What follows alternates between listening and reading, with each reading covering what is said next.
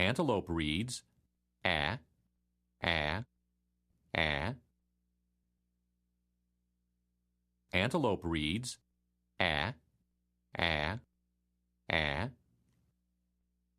Antelope reads a, a, a.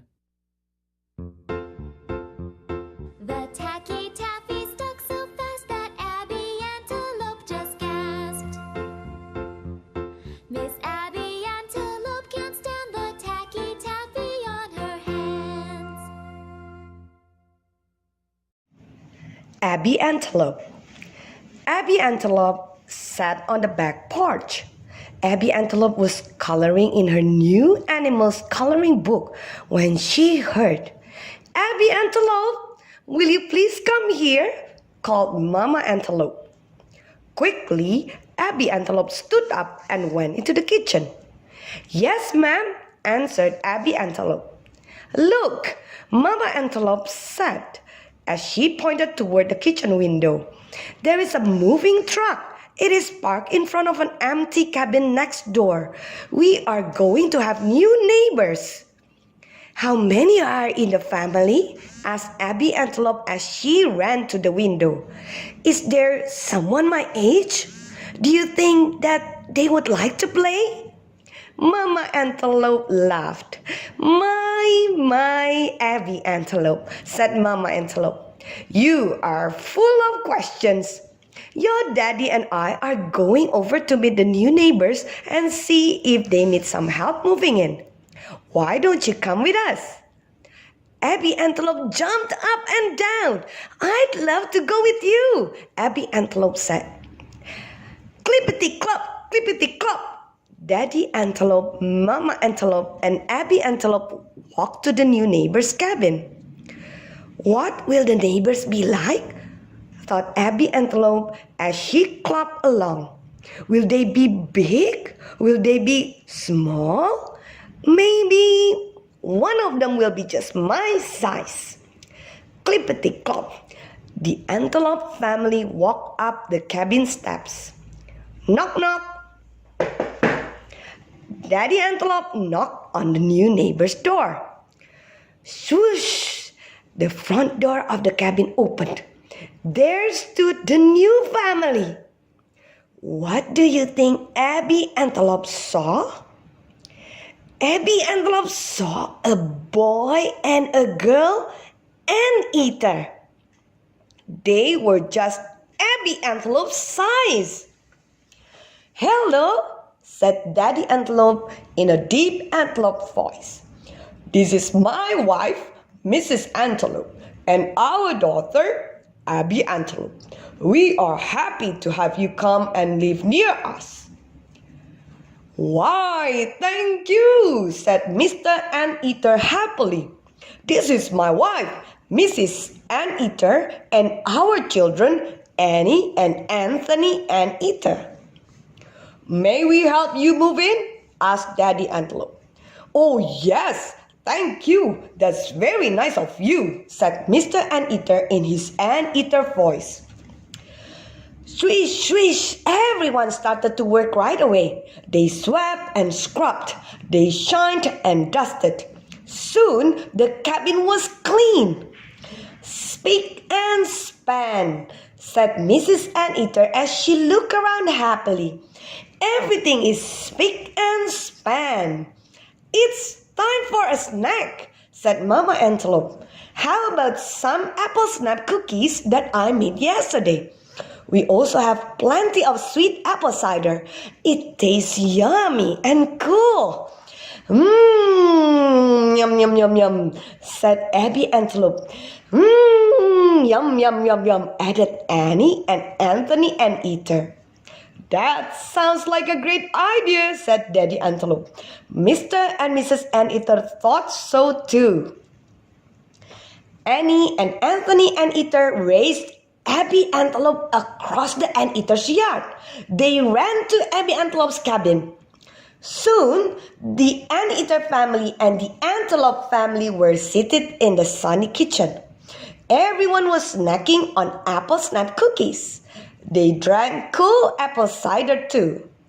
My, these apple snaps cookies are delicious, said Mrs. Anteater. Thank you for the apple cider too, added Annie and Anthony Anteater. It was a delicious snack, everyone said. Mr. Anteater stood up with a big happy smile. Is everyone ready to get back to work? Asked Mr. Anteater. The cabin is sparkling clean. Let's unload the moving truck. Mr. Antelope and Mr. Anteater began to taking boxes from the truck. Everyone helped to carry the boxes to the Anteater's new cabin. See what a big box I have, said Anthony Anteater.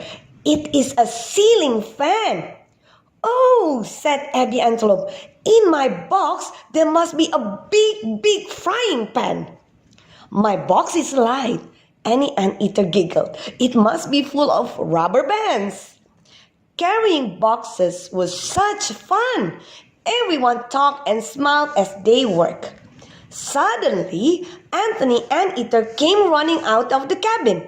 Anthony Anteater had just carried a big box to the kitchen.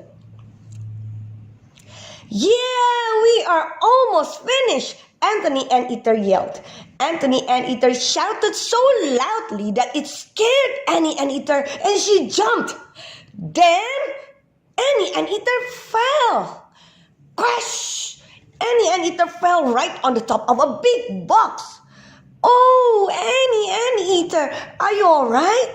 Asked Anthony Anteater as he ran to his sister. Yes, I am all right, said Annie Anteater as she looked at the box. But I think I broke a bowl. That is Mama's best bowl, gasped Anthony Anteater when he saw the pieces of glass. It is all broken. What shall I do? Cried Annie Anteater. Don't worry, Anthony Anteater said softly. Mama will understand. I'll tell her how it happened. Go talk to your mama now, said Abbie Antelope. I'll sweep up the glass. Abbie Antelope carefully started sweeping up pieces of the bowl while Anthony and Annie Anteater went into the cabin. When Abbie Antelope was done, she sat down on the grass to rest.